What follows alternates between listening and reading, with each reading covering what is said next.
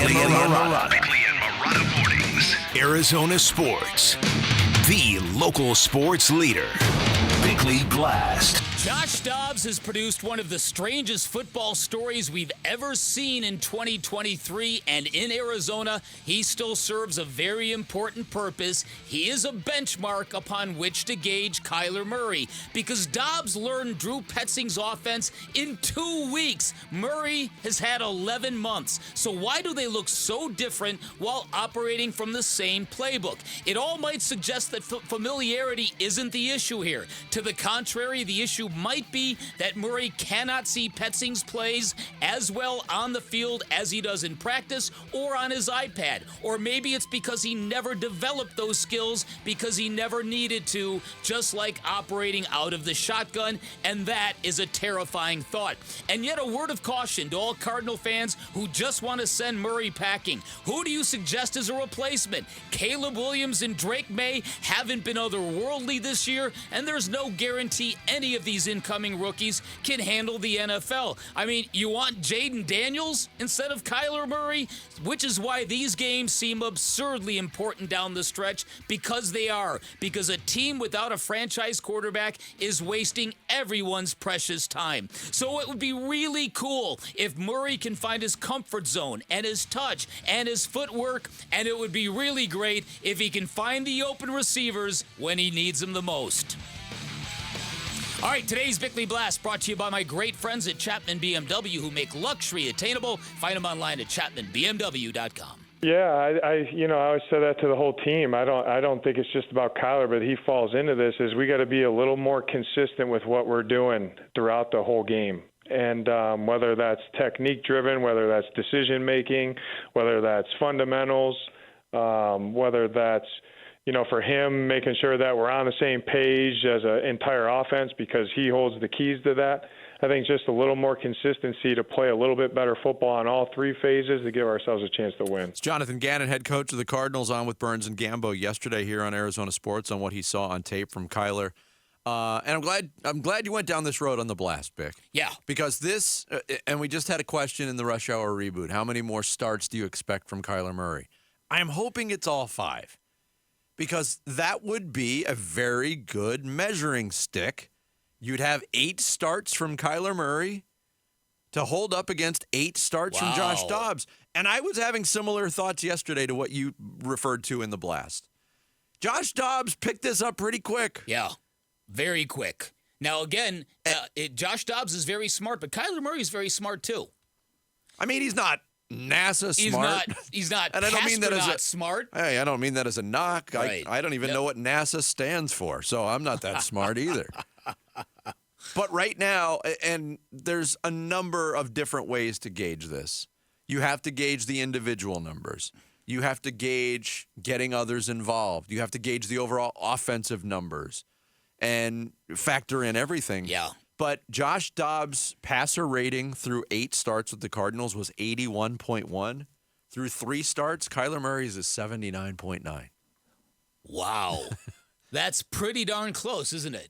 It's pretty close, but Josh Dobbs also did not have the benefit offensively of being able to lean on James Conner for 4 or 5 of those starts. That's right. Maybe it was less. Maybe it was 3. And the fact that it's close is a bad thing, is what I'm saying. Yes. You need Kyler Murray to be way better than Josh Dobbs. Yes. It is a bad thing.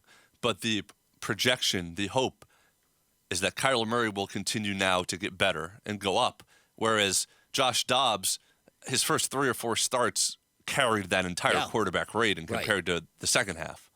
Okay. That's hopefully the difference accurate. Between them is that Hopefully. Kyler Murray will get better from now on. Hopefully, but I will say that optics-wise, and again, getting under center is a big component of this, in my opinion, and the fact that Kyler Murray hasn't done it more often is a big red flag to me. A big red flag. Because you all know that the defense, when he's in the shotgun, they're very predictable. We've lived it. We know it. And we're seeing it again now. They know it. They also know, because they can look at tape, at not only where Kyler Murray is going with the football, it's who is open that he's not seeing. And that's the question, that's the information they have that we don't have. But that's also something that goes past just picking up the offense. Yes. Because regardless of what offense you're in, regardless of whether you're under center or in the gun, when you're back ready to deliver a pass, it's just about recognition. It's just about vision. That doesn't change with I don't think, with more knowledge of an offense. Now maybe this is also a function of he did not run against the Rams, and there are stats that I saw yesterday that show he rarely runs against the Rams. That is true. His worst games come against the Rams. He was back to sacking himself on Sunday. We saw that a couple of times, the fall down sacks. And then there was the play, that late third down throw to Rondale Moore, that quick hitch when Rondale Moore wasn't even open. And that's where he went with the football. And you're kind of like, okay, what's going on here? So the lack of comfort, as much as I raved about Kyler Murray's courage in his first start back, the lack of comfort started to rear its ugly head last week, in my opinion. Yeah. This Dobbs thing is fascinating, by the way. I'm just looking at his game logs. Yeah. Just passer rating again. It's not the end-all, be-all stat. The first 2 games, he went from 78 to 99.9 to 120 to 102. Those are pretty good. Then it dipped to 57, 58, 68, 77. First 2 games with the Vikings, 101.8, 101.1. 80.3 down to 54.3 yesterday. The more comfortable he gets in an offense, the worse he is. The more he needs to be uncomfortable. He needs not to know any of the names of his teammates. Yes. Right. When he learns fantastic. them, right? That he's fantastic. Yeah. Don't tell him who he's throwing to. And you hit on another topic of discussion, which obviously is going. Once this season is over, and if this evaluation for Kyler Murray doesn't answer its own questions over these last 5 games, we're going to be talking about these college quarterbacks because the Cardinals are going to have the first or second pick. And you're right. Those guys at the top of the draft that were surefire, can't miss guys. Drake May did not have a good year for North Carolina. No. Caleb Williams' numbers were good, but he didn't have No one's talking about him for the Heisman Trophy. No, he's not even, and again, not even in the mix. Right, not even in the mix. Now, you can't blame Caleb Williams for the USC defense. I get that.